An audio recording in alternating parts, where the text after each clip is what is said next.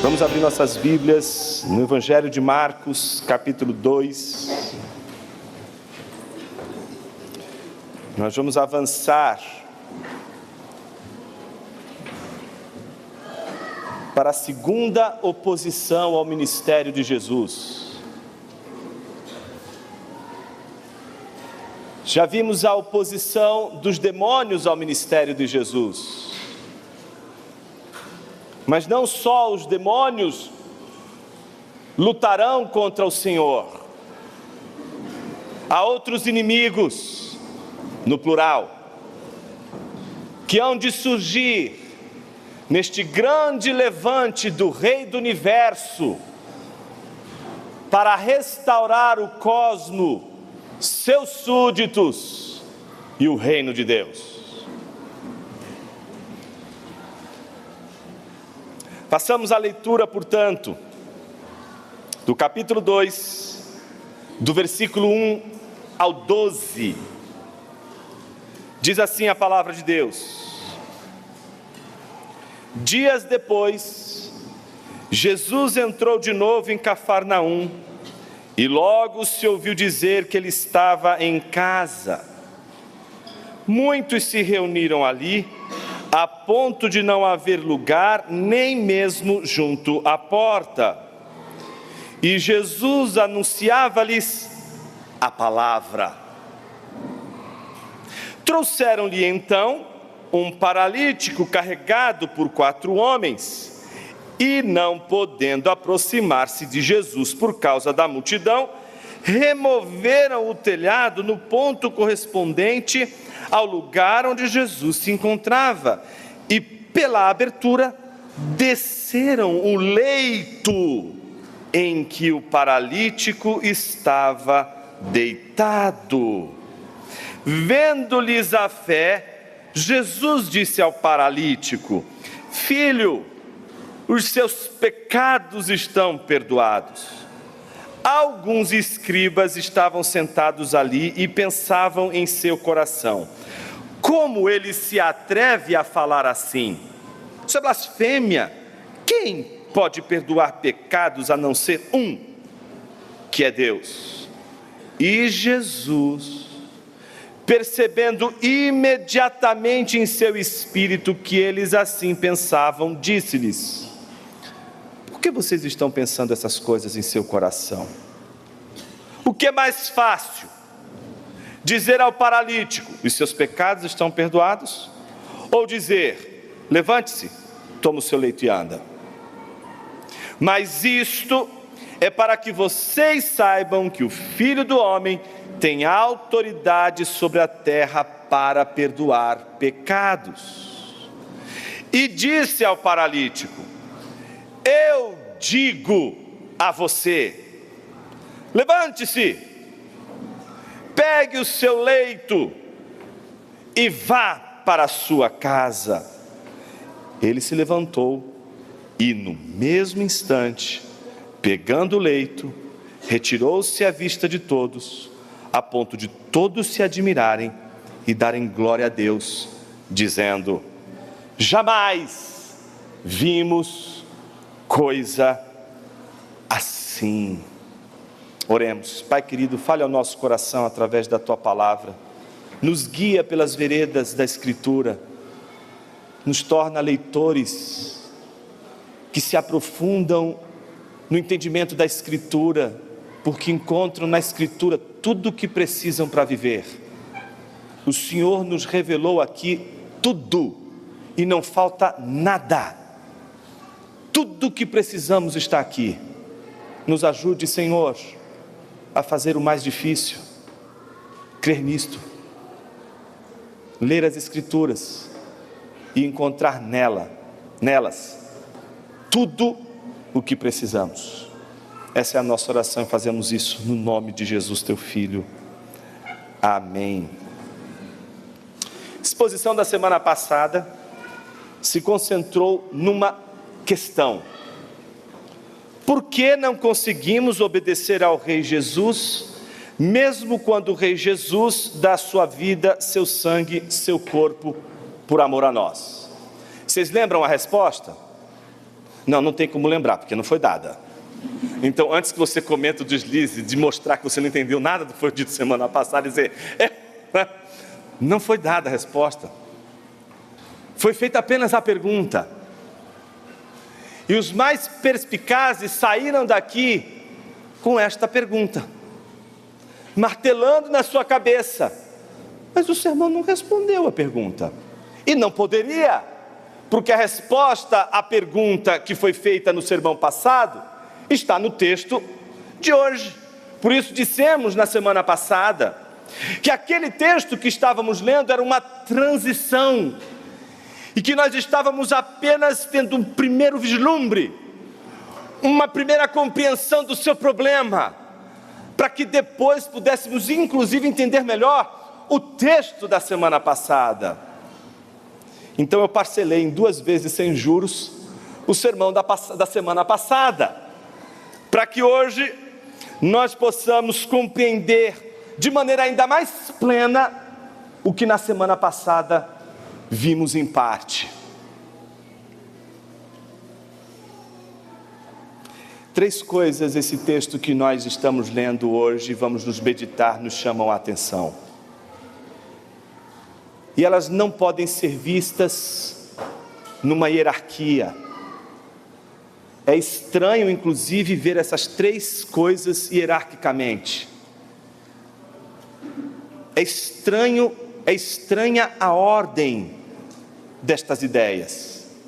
Mas que você, em primeiro lugar, apenas ouça as ideias. E deixe o estranhamento te perturbar. Primeira palavra, perdão. Do versículo 1 a 5. Segunda palavra, onisciência, do versículo 6 ao versículo 10a. Milagre,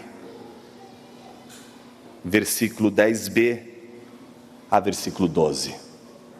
Repetindo, perdão, do 1 a 5. Onisciência, do 6 a 10a. Milagre, do 10b ao 12. Perdão, onisciência, milagre. Essa é a ordem que Marcos nos oferece, porque ele precisa escolher. Ele não consegue oferecer para você essas 3 coisas ao mesmo tempo. E seria, portanto, um erro da nossa parte se nós quiséssemos ler esse texto sem levar em consideração o fato de que ele não pode ser visto fragmentariamente, que ele pudesse ser visto como exatamente um quadro é visto, de uma vez. Perdão, onisciência, milagre. 3 pinceladas numa só vez, na sua frente, num quadro. Mas nós vamos tirar um pouco dessa beleza, ao termos que primeiro olhar a primeira pincelada, depois olhar a segunda pincelada, depois observar a terceira pincelada. Quando a gente faz isso, a gente estraga o quadro, a gente estraga a sinfonia. Está lá, aquele instrumento que você se pergunta, por que ele está ali? Oboé. Por que ele está fazendo esta frase horrorosa? Não é? Ela é horrorosa para quem não percebeu ela como parte de um todo. Tudo que é desconectado do seu todo vai perder não só significado, mas vai perder a beleza que a parte só tem quando está ligada ao todo. Os românticos alemães diziam uma frase muito interessante, não é? Eles diziam, alles ist miteinander verbunden.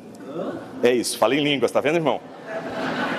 Todas as coisas estão conectadas. Os românticos alemães, eles estavam se divorciando de qualquer tentativa de observar qualquer obra de arte pela parte, isolando a parte do seu todo.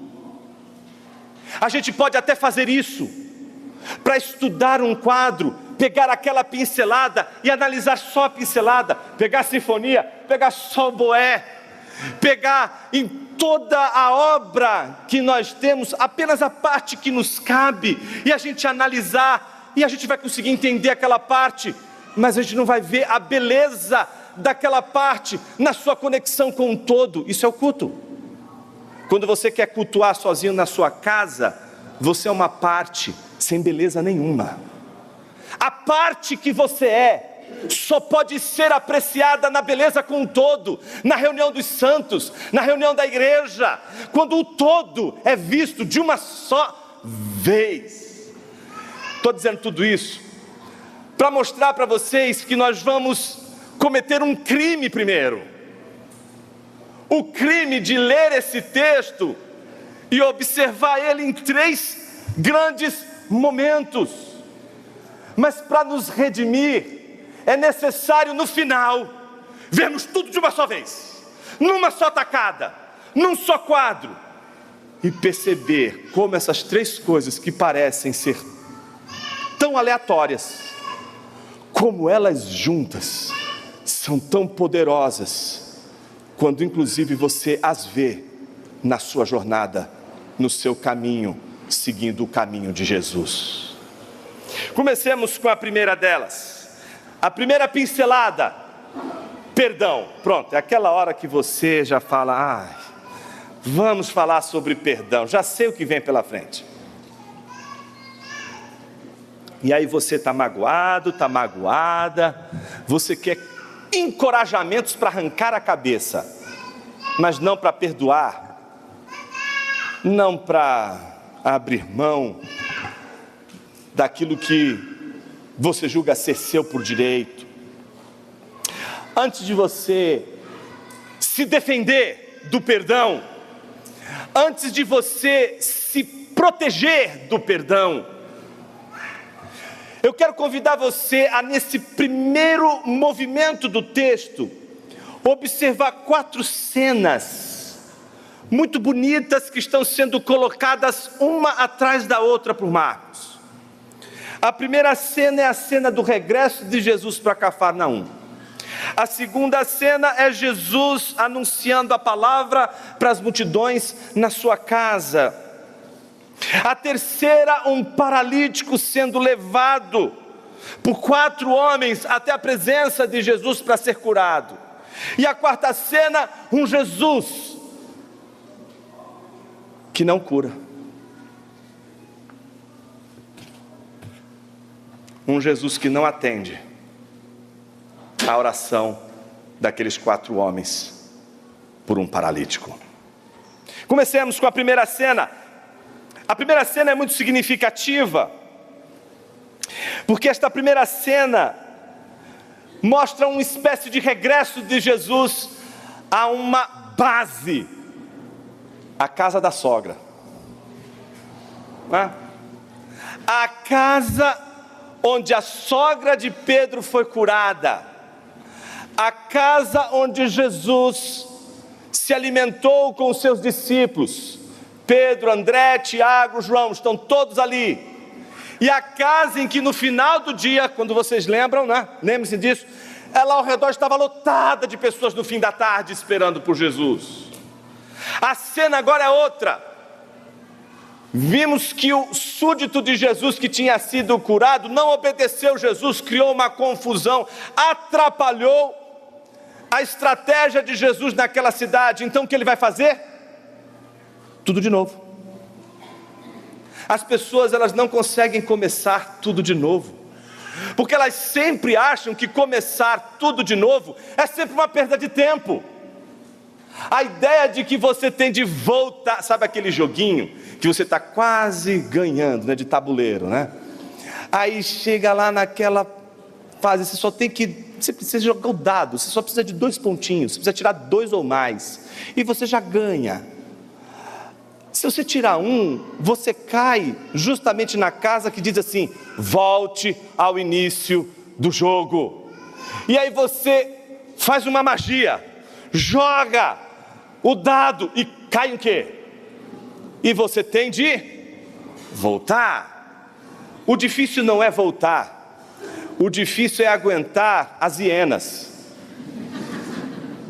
Porque em geral nestes jogos existem hienas que elas adoram. É impressionante como a gente gosta de ver a queda como a gente aprecia o outro se lascando, como isso nos humaniza, ver o outro capotando, principalmente quando esse outro vinha vencendo, e o peito vai estufando, ele vai parecendo uma pomba, não é? Assim vitorioso, e aí todo mundo é possível, e cantando, e humilhando, e cai na lama. Pronto, esses a gente adora rir, a gente adora ver se lascar. Pronto, caiu. Aí a gente tem que tomar uma decisão, né? Virar o tabuleiro, xingar todo mundo, mandar as hienas passearem, né? Acaba o jogo aqui. Ou a gente é jogador. E o que o jogador faz? Vou fazer as hienas engolirem cada risada, não é isso? A gente perdeu o foco.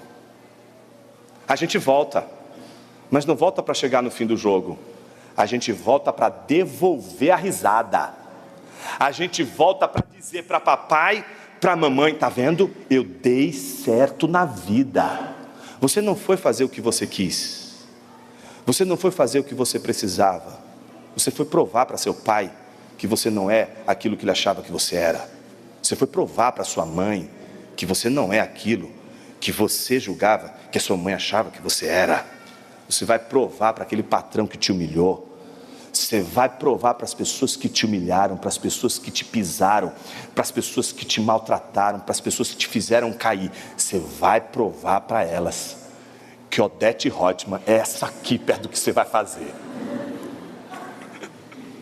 Você vai mostrar de onde você vai tirar a fonte do ódio que você vai nutrir para fazer essa virada. Vai ser gloriosa, porque você imagina que o seu recomeço tem de ser um começo glorioso e que restaure a sua glória. Jesus não está fazendo nada disso. Jesus está recomeçando porque precisa recomeçar para poder chegar no alvo que precisa chegar. Minha primeira pergunta para você nesta manhã é: como estão os teus recomeços? Puxa, eu tive que fazer de novo esse serviço. Eu queria que você pensasse o seguinte: não no fato de que você tem de fazer de novo, mas no porquê, no para quê você vai fazer de novo. Parece que a cena se repete, né? Jesus de novo parece voltar para Cafarnaum e dizer: vamos começar tudo de novo. Jesus está lá e dessa vez, veja gente, era tanta gente, o pessoal perdeu o pudor. É isso que acontece. Uma vez que perde o pudor, o pessoal não fica nem mais do lado de fora, eles invadem. A primeira invasão acontece aqui. A invasão do povo à casa de Pedro e André. Eles invadem a casa, enchem a casa está lotada. E essa primeira cena é curiosa porque Jesus começa regressando para Cafarnaum, como se ele tivesse que começar tudo de novo, como se parecesse que ele não avançou, como se parecesse que ele está regredindo, como se ele estivesse perdendo território. E ele parece começar tudo de novo, voltando à mesma casa, voltando à mesma cidade, e voltando a fazer o que ele fez desde o início. Ele não volta para dizer o seguinte: vamos pular essa etapa e vamos para os finalmente. Chama os enfermos aí, vou curar todo mundo aí. Não, ele volta e o mesmo foco é mantido: pregar, anunciar, proclamar, ensinar o reino de Deus. Veja que as pessoas se reuniram ali, conforme o versículo 2, a ponto de não haver lugar nem mesmo junto à porta. O negócio estava entupido de gente. E o curioso é que estas pessoas estão reunidas ali, e esta é a segunda cena, para ouvir Jesus.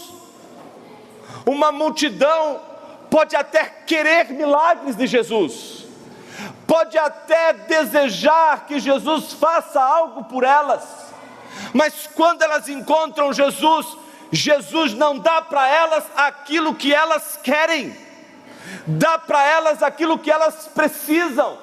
Jesus sabe que elas precisam mais do que de milagres, elas precisam da palavra.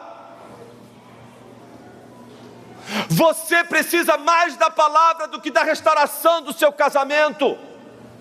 Você precisa mais da palavra do que da restauração financeira na sua vida. Você precisa mais da palavra do que o marido, mais da palavra do que uma esposa, mais da palavra do que de um filho, de uma filha, mais da palavra do que bens materiais, mais da palavra em relação a tudo que você possa desejar nesse mundo. Nada nesse mundo será mais importante do que a palavra, e Jesus vai se recusar a colocar em primeiro lugar para você qualquer coisa que não seja a palavra. A palavra vem antes. Porque você não vai ser feliz porque você é casado, porque você é solteiro, porque você tem dinheiro ou você não tem dinheiro, porque você tem emprego ou não tem emprego. Você vai ser feliz se você tem a palavra ou não tem a palavra. E se você tem a palavra, você vai ser feliz casado, solteiro, vai ser feliz rico ou pobre, vai ser contente. Contentamento é algo de uma ordem que nós não conseguimos explicar, e que ricos podem invejar os contentamentos de pobres, e pobres podem invejar contentamento de ricos. Contentamento é de uma outra natureza. Então Jesus coloca a prioridade do ministério dele. Ele volta, precisa fazer tudo de novo. E fazer tudo de novo significa ser fiel à sua prioridade. Qual é a sua prioridade? Palavra. Uma igreja pode crescer, pode multiplicar, pode avançar, se ela deixar de pregar em primeiro lugar a palavra de Deus. Ela pode fazer tudo, menos obedecer à palavra. A palavra é central para a vida da igreja, é central para a sua vida, é central para a nossa vida de igreja.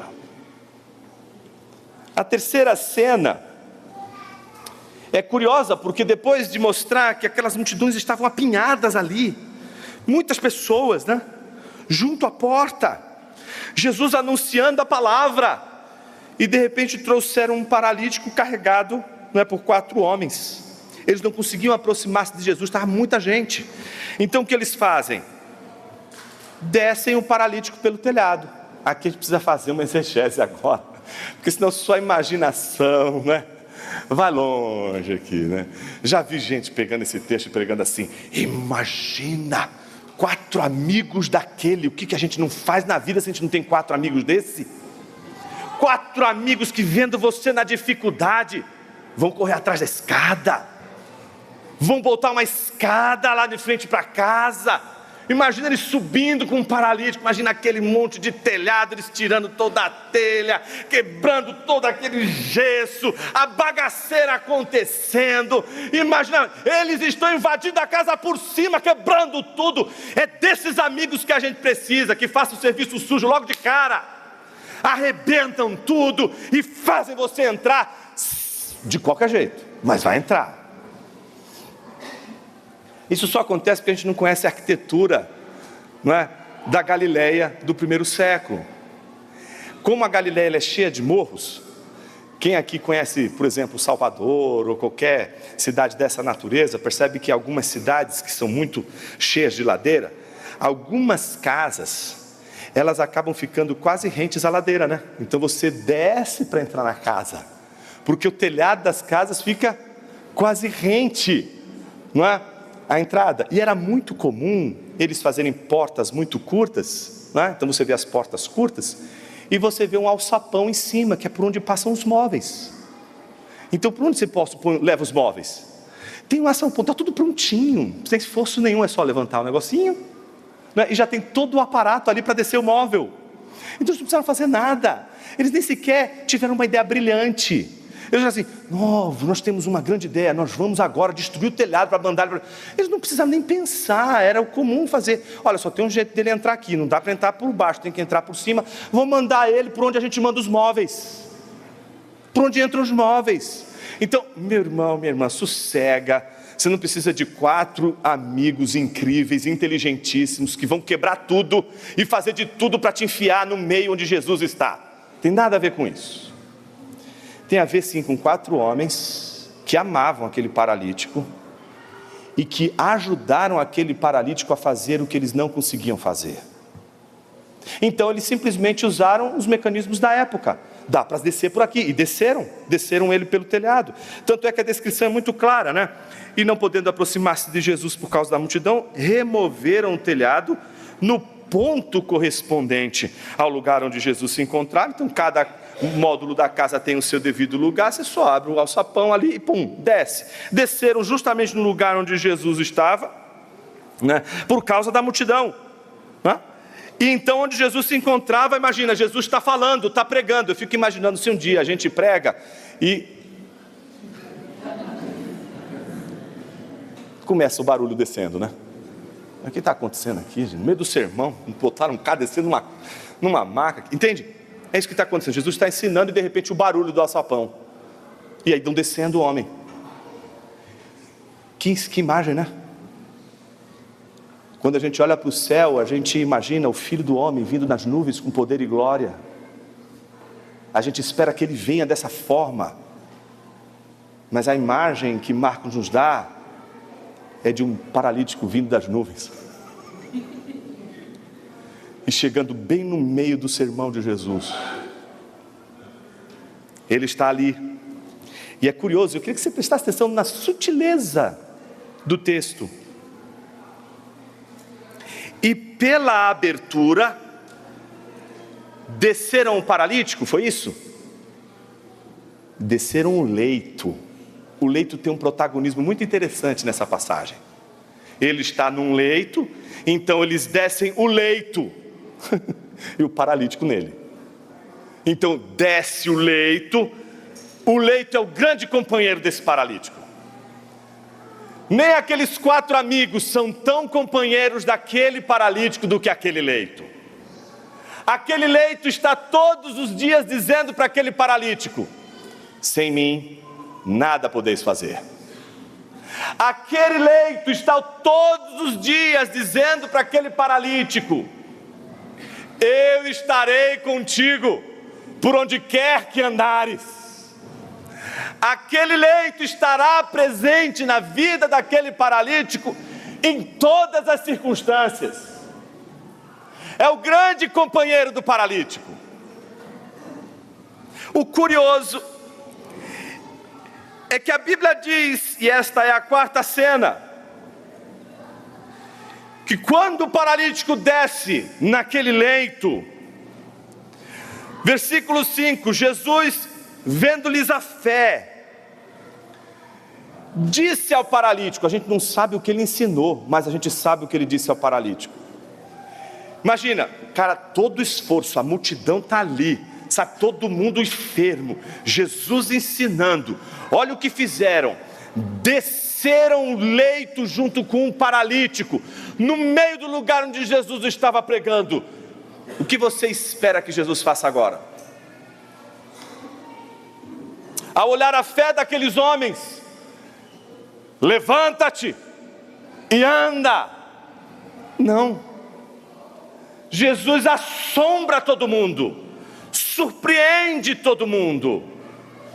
Algo que ninguém espera acontece naquela hora em que Jesus diz: filho, os teus pecados estão perdoados.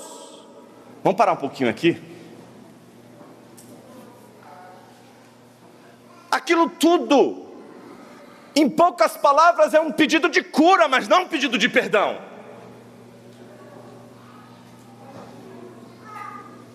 Aquele homem poderia estar procurando tudo de Jesus naquela hora, mas ele não estava procurando perdão. O que ele estava procurando era cura. Como muitos que estão ali reunidos para ouvir Jesus, eles estão procurando Jesus porque eles acreditam que o que eles precisam para ter contentamento, Jesus pode lhes dar. Eles acreditam e apostam suas fichas de que se eles forem abençoados com os milagres, eles ficarão contentes. E Jesus surpreende a todos que estão ali. Ao dizer: filho, estão perdoados os teus pecados, Jesus está dizendo: existe uma felicidade e um contentamento que só aparece quando você descobre quem você é. Em outras palavras, silenciosamente Jesus estava ofendendo o paralítico. Imagina, o paralítico está chegando, descendo naquela maca, naquele leito. Jesus olha para ele e diz: estão perdoados os seus pecados. Como se estivesse olhando para ele dizendo assim: eu sei quem você é. Eu sei o traíra que você é. Eu sei o tamanho do traidor que você é. Eu sei o que você fez durante toda a sua vida. E o que você fez até hoje foi me ferir, me agredir. Minha pergunta: ele sabia?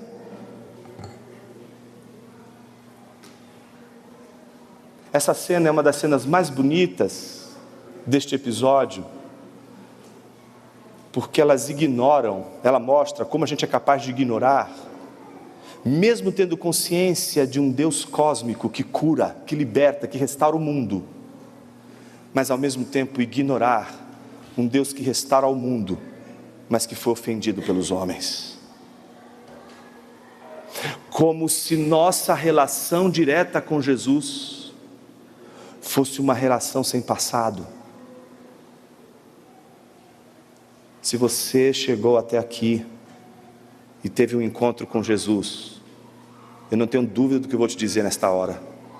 Foi porque você também teve um passado com Ele, e um passado sombrio. Ninguém chega até Jesus e é transformado por Jesus sem ter um passado sombrio. Podemos chegar até Jesus ignorantes desse passado, porque é como se vivêssemos como se Deus não existisse, como se não houvesse Cristo. Mas o fato de você ignorar Jesus por tanto tempo na sua vida não significa que você não tenha tido uma história com Jesus. A nossa história com Jesus não é só a história que nos liga a Adão, mas nos liga também aos efeitos da desobediência de Adão, enrustidos, incrustados em nossa própria alma, em nosso próprio coração, em nossos próprios desejos. Jesus olha para aquele paralítico e diz: filho, estão perdoados os teus pecados. Veja como uma pessoa extremamente ignorante sobre a relação da traição com Cristo, ao ler essa passagem, a primeira conclusão que ela chega, que é sorrateira, que é rápida, aquela leitura impressionista da Bíblia: a minha paralisia está atrelada à minha traição. O que tem de crente e chega no gabinete para a gente dizendo: pastor, eu estou pagando pelos pecados que eu cometi contra Deus. Ó, que ignorante e sofredor, sofrendo 2 vezes. Diz assim: meu filho, vai ser burro assim lá longe. Você não entendeu o que Jesus está fazendo. Ele também curou sua inteligência. Eu vou te mostrar aqui, veja que coisa interessante. A gente associa isso de maneira burra. É uma associação burra. E a gente faz isso. Nosso perdão de pecados, a nossa afronta a Jesus com a miséria da vida. Então, se Jesus me perdoar os pecados, vai passar. Se perdoar os pecados, eu vou ser curado. Se perdoar os pecados, minha vida vai ser transformada. Então a minha associação primeira é de que, puxa, isso tudo que está acontecendo comigo é uma vingança então. Porque você me traiu, toma, fica paralítico. Ah, você me traiu, vai ficar solteiro pro resto da vida, desgraçado. Ah, você me traiu, você também não vai ter filhos. Você não me traiu? Pronto, vai ser estéril. Ah, não vai conseguir realizar o sonho de ser jogador de futebol. Não vai. Você pecou contra mim, você é traidor. Não vai mesmo. E quer saber uma coisa? seu amigo vai ser o maior jogador do Brasil, mas você não. E Deus vai sendo aquele ser que com razão nos pune. E o burrão como é que fica? É verdade, Senhor, eu mereço ser tudo isso, essa coisa aqui imprestável. E o sujeito vai entrando, sabe, naquela sina da autocomiseração, do sujeito que vai se vitimizando e vai se enfiando num coitadismo e vai se sentindo cada vez mais coitado e vai pedindo piedade das pessoas, e essa piedade vai escondendo cada vez mais um orgulho que eu acho que nem Satanás tem, uma vaidade tão grande que nem Satanás teria. Ele ficaria vermelho de ter uma vaidade dessa, que é o sujeito que, para se autocomiserar, ele precisa ter em si mesmo uma alta conta. Ele não consegue se autocomiserar sem se sentir, de certa forma, justificado na sua miséria. O tamanho do meu pecado tem que ser muito grande para Deus fazer o que Ele está fazendo comigo, e foi grande mesmo, porque aí fica fácil de explicar para as pessoas: eu cometi um grande pecado, estou pagando por isso. Então veja o orgulho, veja o tamanho da vaidade. A pessoa não está dizendo, veja, uma pessoa dessa nunca leu Jó, por exemplo. Se lê Jó com atenção, nunca chega a uma conclusão dessa, sabe que essa equação não bate. Então veja, esse texto não é sobre a relação dos nossos pecados com os nossos infortúnios. Esse texto não é sobre um Deus que, por você trair, Ele foi lá e te destruiu a vida. Não confunda Deus com Satanás. Quem toca a pele de Jó, quem deixa Jó leproso, quem faz tudo o que faz com a família de Jó, não é Deus. Não chame Deus de diabo e diabo de Deus. Não chame tentação de provação e não chame provação de tentação. Não misture as instâncias. Saiba que quando você está lutando contra Satanás é uma coisa, quando você está lutando com Deus é outra. Com Satanás você pode vencer, com Deus não, querido. Só que se você inverter, você vai achar que você vai vencer a Deus. Então estamos diante de uma luta. E o curioso é que o paralítico não fala nada. A sensação que eu tenho quando eu vejo esse texto, sobretudo nessa passagem, é de um paralítico que diz assim: eu vim aqui para ser curado, e aconteceu algo muito maior do que isso, e eu não estou conseguindo explicar. Ele sabe quem eu sou. Eu vim aqui só para ser curado, mas Ele não quer só me curar. Tem algo aqui dentro tão podre que eu achava que nunca poderia ser resolvido. E Ele viu. Ele fica quieto, você não vê Ele falar, você não vê Ele esboçar reação nenhuma. Ele não pede perdão, Ele não chega a Jesus dizendo me perdoa. Ele é assombrado por uma ação de Jesus gloriosa. É o primeiro ato de fala de Jesus. Ato de fala, perdão. Sabe o que é um ato de fala? É quando a fala faz alguma coisa e não apenas significa alguma coisa. Quando a gente fala alguma coisa para o outro entender, como eu estou fazendo agora, explicando para vocês um texto, esse ato aqui é um ato de comunicação. Ato de fala não é um ato de comunicação, é um ato de realização. O ato de fala está realizando algo. Deixa eu colocar isso de outra maneira para você entender o que eu estou te dizendo. Esse primeiro tópico ainda é perdão, né? Como é que faz perdão? Vou tomar uma água. Como é que se faz perdão?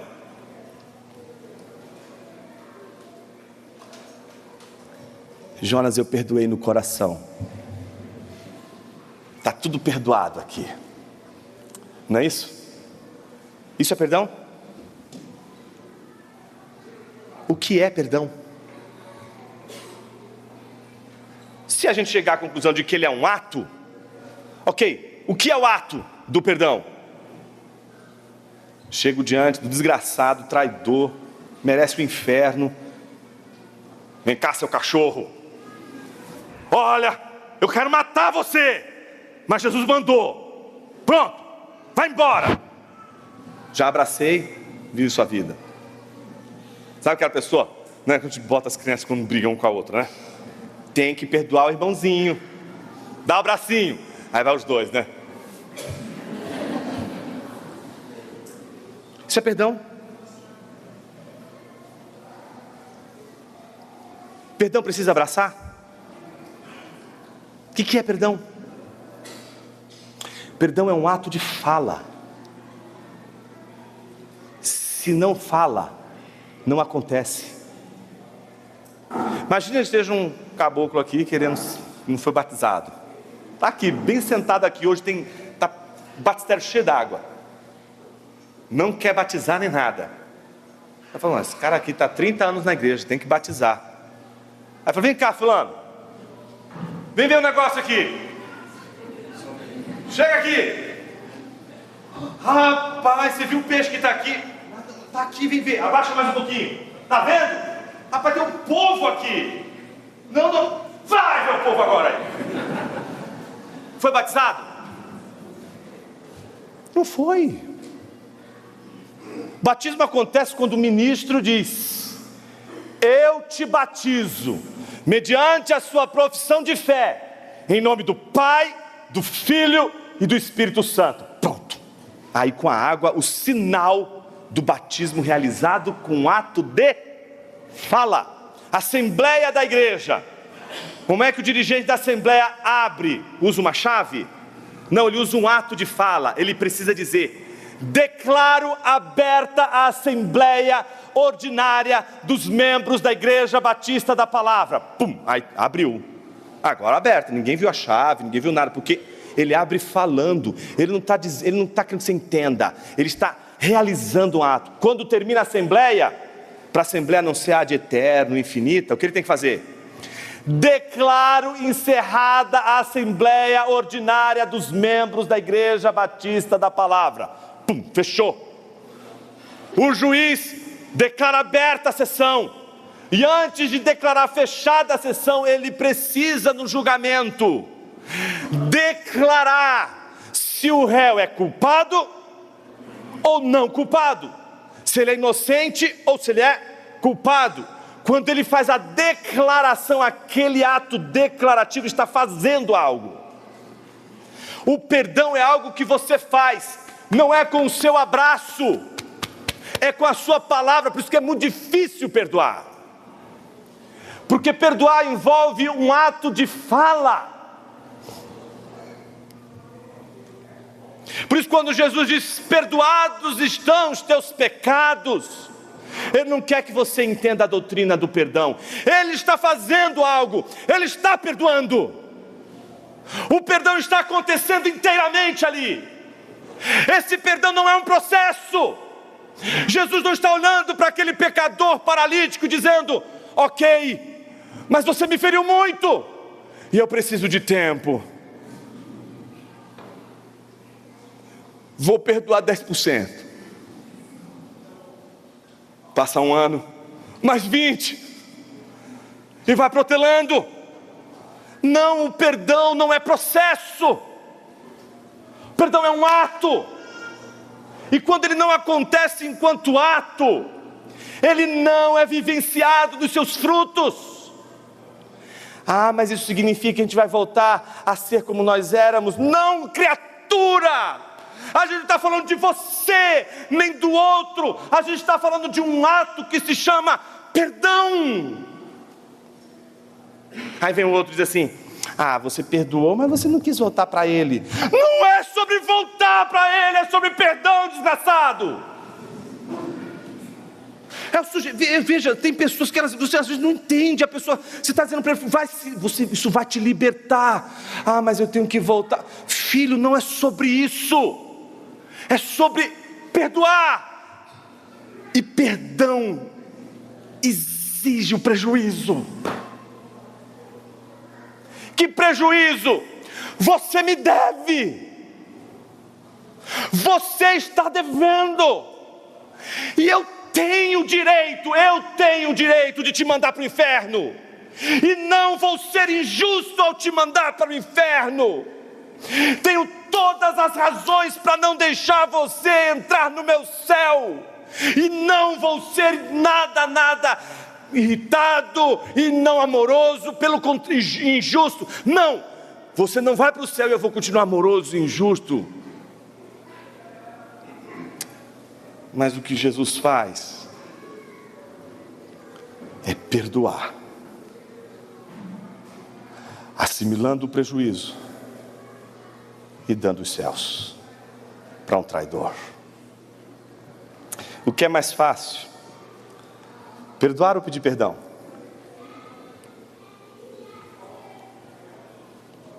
O que é mais fácil? Perdoar a traição de um, a traição de uma família inteira, a traição de todos os homens, ou pedir perdão? O que é mais fácil? A gente não tem a resposta a essa pergunta. Para responder essa pergunta, a gente precisa ver a segunda cena, que é a da onisciência. 3 coisas acontecem nesse próximo texto. É a primeira vez, depois do surgimento dos demônios como inimigos de Jesus, que aparece mais uma turma de inimigos. Vocês vão ver que até o dia da paixão de Jesus, todos os inimigos de Jesus vão ter nomes. E não só isso, vocês vão perceber que, como aconteceu com os demônios, primeiro aparece um demônio, dali a pouco, legião.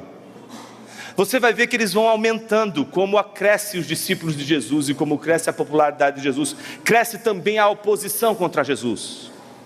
E agora vai surgir mais um oponente de Jesus, e esse oponente de Jesus são os religiosos, os escribas.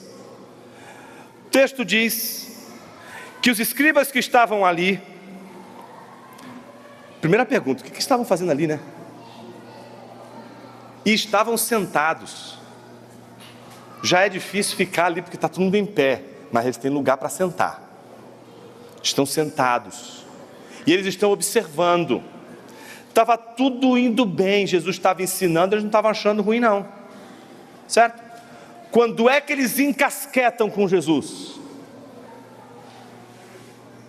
Quando Jesus faz o mais difícil.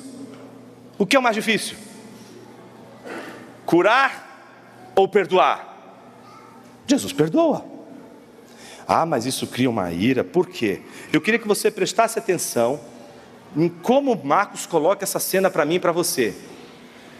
Eles não estão falando, eles não estão dizendo, eles estão pensando. Veja, a gente tem aqui plural ou singular, são escribas ou escriba? Escribas. Não é um cara pensando e Jesus sabendo o que esse cara está pensando. É um coletivo pensando, e eles estão pensando de maneira uníssona, e Jesus sabe o que eles estão pensando. Então observe, alguns escribas estavam sentados ali e pensavam. Isso já é um sinal assim, né? Os caras ainda pensam. Mas o texto diz, pensavam no coração. Coração é uma palavra digamos assim, bíblica, vocabulário bíblico fundamental. Você que é leitor da Bíblia, toda vez que aparece a palavra coração, você não pode olhar e ficar fazendo coraçãozinho ali na Bíblia. Porque não é esse coraçãozinho afetuoso, bonitinho, grego que você tem, que fica ligado às emoções. Não, o coração é o cérebro da espiritualidade cristã. É o lugar dos pensamentos. É o lugar onde você tem mais privacidade. Você pode ter certeza que quando você está pensando, neste lugar onde você está, ninguém mais está, só você. E que bom que é assim, né? Imagina se a gente briga tanto sem saber o que os outros estão pensando da gente. Imagina se nós soubéssemos o que realmente as pessoas sempre pensam da gente.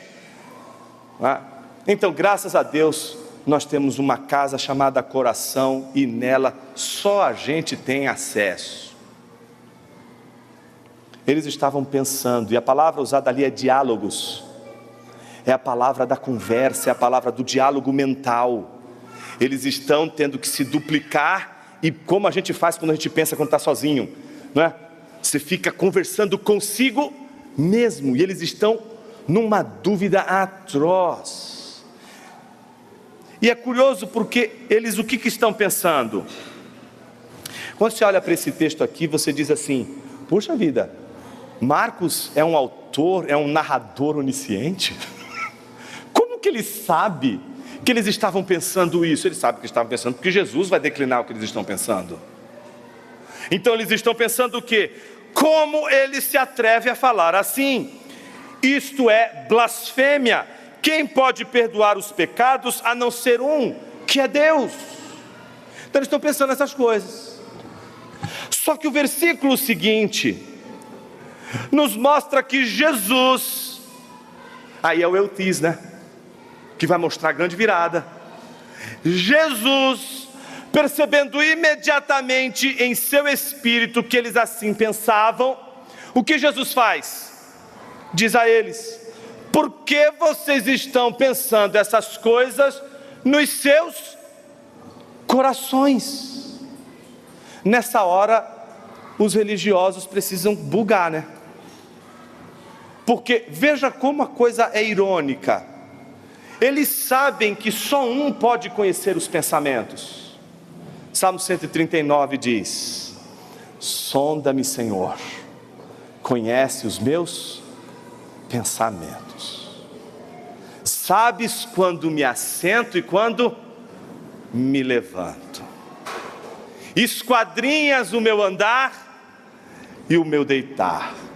Conhece todos os meus caminhos. Ainda a palavra não me chegou à boca, e o Senhor já a conhece toda. Tu me cercas por trás e por diante, e sobre mim pões as tuas mãos. Tal conhecimento, Senhor, é sobremodo elevado, mal posso alcançar. Para onde fugirei do teu espírito? Para onde me ausentarei da tua face? Se subo aos céus, tu lá estás. Se faço a minha cama no mais profundo abismo, lá estás também. Se eu tomo as asas da alvorada e cingro até o coração dos mares, até ali a tua mão me guiará, a tua destra me susterá. Se eu disser que meu dia se toma de trevas, para ti as trevas são a mesma coisa, não te serão escuras, pois tu formaste o meu interior, tu me teceste no seio da minha mãe. Graças te dou, porque de um modo extremamente assombroso me formaste, e a minha alma sabe muito bem, o Senhor me conhecia quando os meus ossos ainda não estavam em formas, enquanto eu estava sendo formado desde as profundezas da terra. Os teus pensamentos são altos, são sublimes, são grandiosos. Ah, como eu queria contar os teus pensamentos, Senhor. Eu os contaria, como contaria as areias do mar. Contaria, sem jamais chegar ao fim. Como é que você vai conversar com um ser dessa coisa toda? Senhor, eu preciso te informar uma coisa aqui que eu estou pensando. Fiquei pensando aqui, Senhor, em algumas coisas aqui, e eu acho que o Senhor está errado. Veja,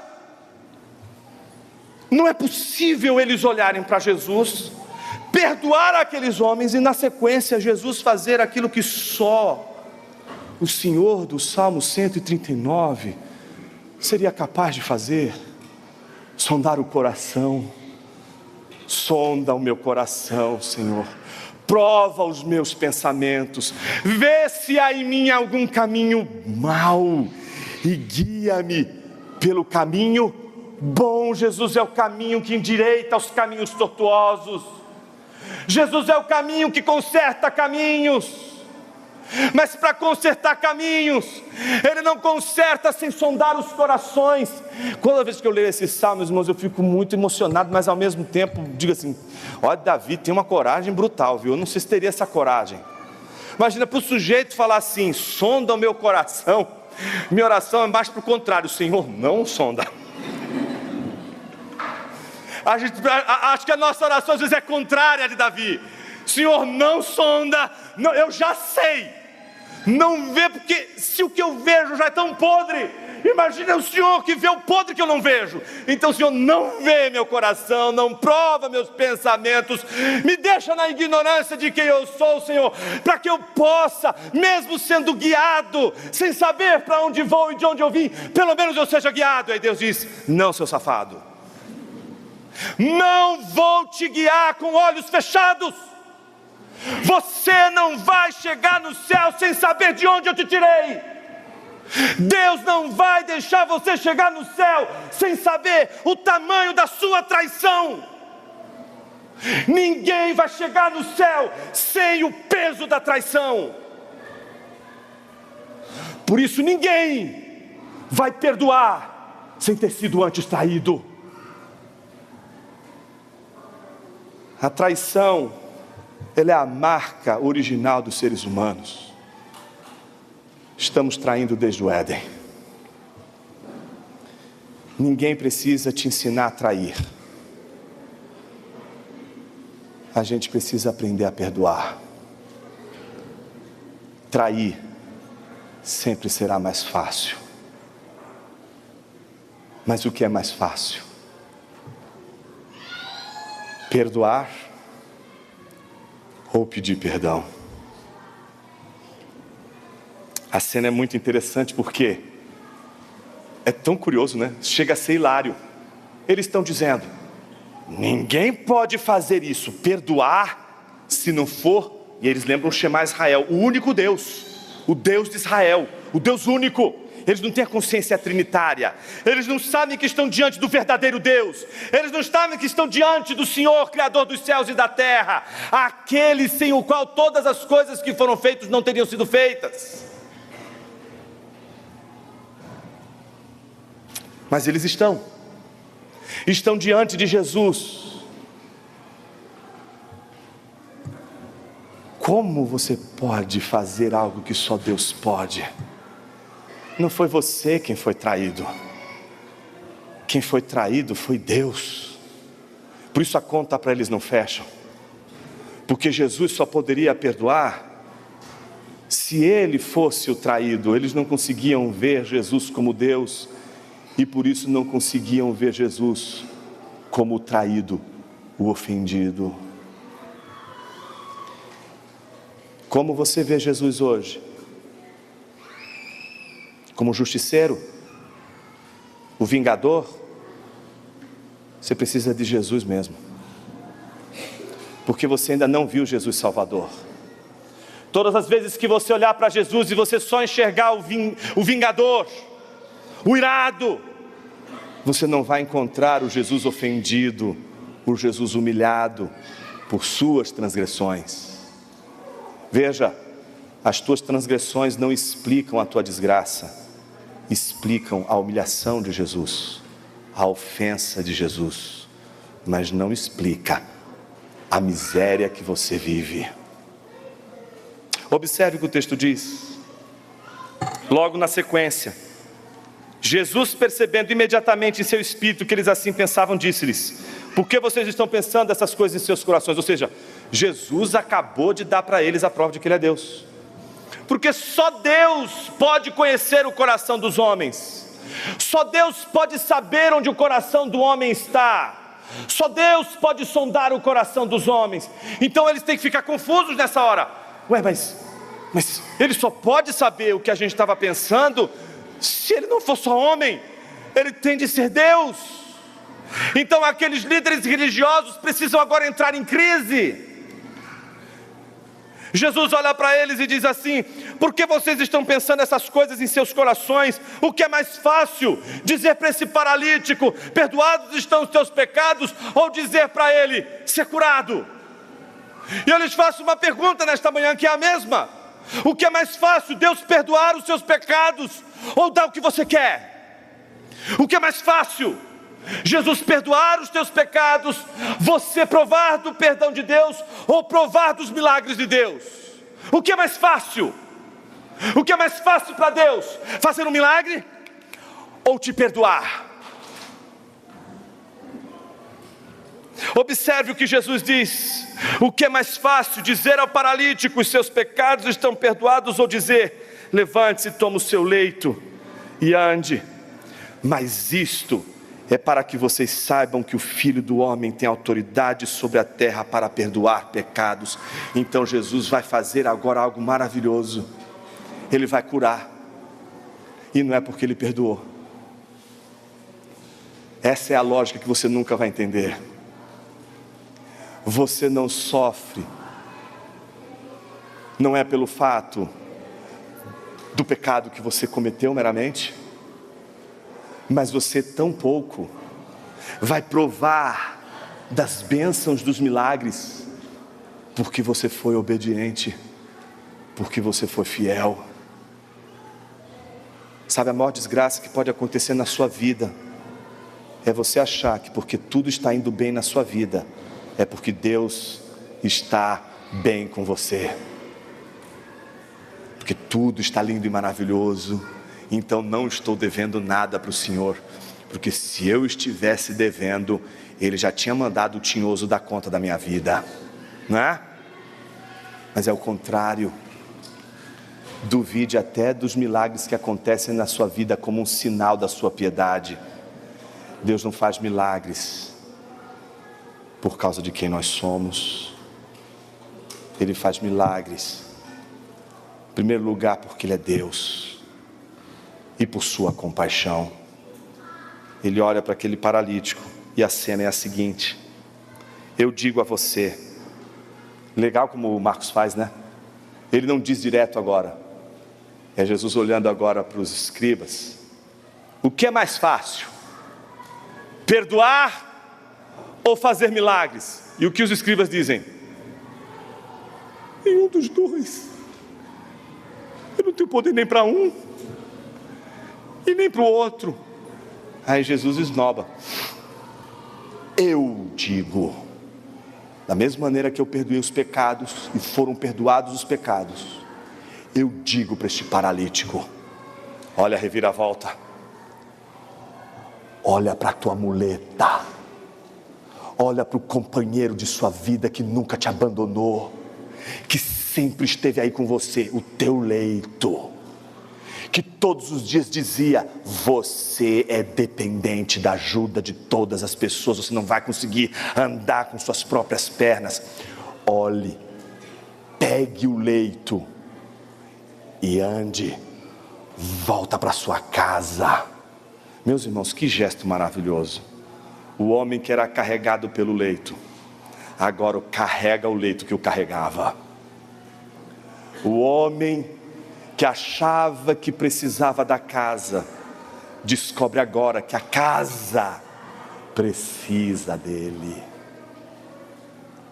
Este homem, a Bíblia diz, na mesma hora, depois do milagre, a Bíblia diz que ele não só foi fruto deste milagre, mas a Bíblia diz que ele se levantou e no mesmo instante, pegando o leito, retirou-se à vista de todos, a ponto de todos se admirarem e darem glória a Deus, dizendo: jamais vimos algo desta maneira.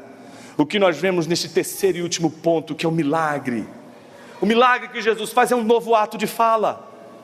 O que é um ato de fala? Algo que você está fazendo com a palavra. O que Jesus fez com a palavra? Perdão.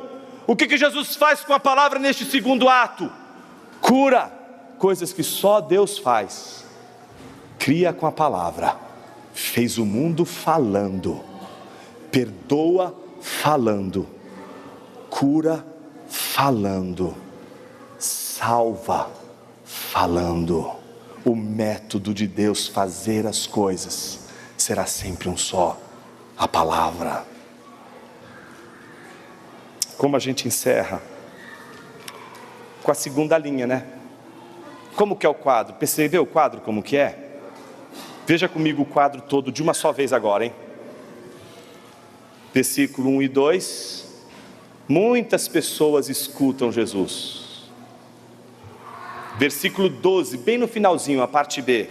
muitas pessoas falam sobre Jesus, admiradas. Nunca vimos coisa assim. Primeiro as multidões caladas, agora as multidões louvando, cantando, louvando e dando glórias a Jesus. Segundo plano, um leito carregando um paralítico, versículos 3 e 4. Plano do 12A, um paralítico carregando o seu leito. Terceiro plano, versículo 5, o perdão de Jesus. Versículo 10b e 11, o milagre de Jesus. Quarto plano, a acusação dos escribas, versículos 6 e 7. A contrapartida do plano 4, a defesa de Jesus contra a acusação, versículos 9 e 10a. E onde está o centro do quadro? O centro do quadro está no versículo 5, que diz: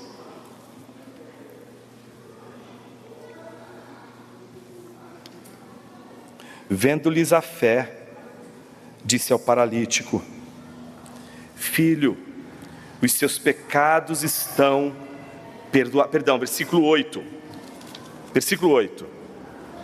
E Jesus, percebendo imediatamente em seu espírito que eles assim pensavam, disse-lhes: olha o centro, olha a pergunta, olha a piscadela de Marcos para mim e para você hoje. Por que vocês estão pensando essas coisas em seus corações?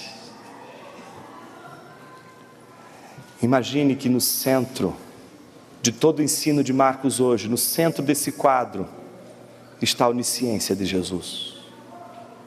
Jesus sabe do que você realmente precisa. A minha pergunta para você é: você sabe o que você realmente precisa? Talvez você possa dizer: eu preciso de um carro novo, preciso de uma casa nova, preciso de um emprego novo. Você não pode dizer que precisa de um marido novo, porque isso seria demais. Mas um marido renovado, restaurado, uma esposa restaurada.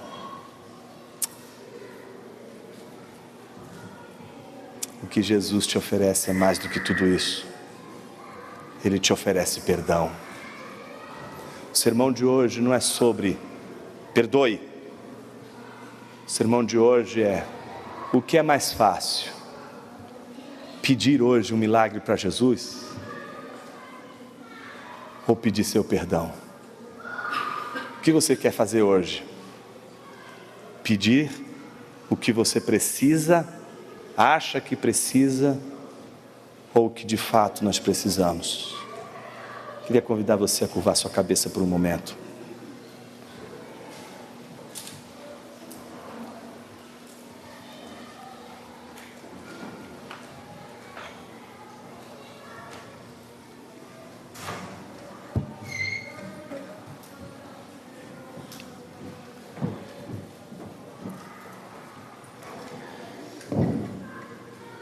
Senhor, a pergunta: por que essas coisas estão sendo pensadas em nosso coração, nos cala a alma nessa hora. E esse texto é tão bonito, Senhor, porque aquele paralítico, ele fica calado o tempo todo, nunca fala nada, mas tem os seus pecados perdoados, é curado da paralisia. E quando escuta o Senhor dizer: levante-se, tome o seu leito e anda, diferentemente daquele leproso, ele faz exatamente conforme o Senhor mandou. Ele sai dali e vai para sua casa. A prova, Senhor, de que nós fomos transformados é a obediência, porque nós não somos obedientes para sermos transformados, nós somos transformados para ser obedientes. Por isso, Senhor, não deixa que o meu irmão e a minha irmã saiam daqui hoje sem saber de onde o Senhor as tirou. Não deixa o meu irmão e a minha irmã saírem hoje daqui sem refletirem de onde o Senhor os tirou. É uma reflexão tão difícil de fazer, Senhor. Mesmo entre aqueles que crescem na igreja, e mesmo entre aqueles que não crescem na igreja, porque nós sempre pressupomos que nós somos, no fundo, não tão ruins, não tão maus, não tão traidores assim. Não nos permita, Senhor, prosseguir a nossa vida sem a sondagem do Senhor em nossos corações, porque o Senhor sonda os corações, e porque o Senhor sonda, o Senhor oferece aquilo que nós mais precisamos: perdão.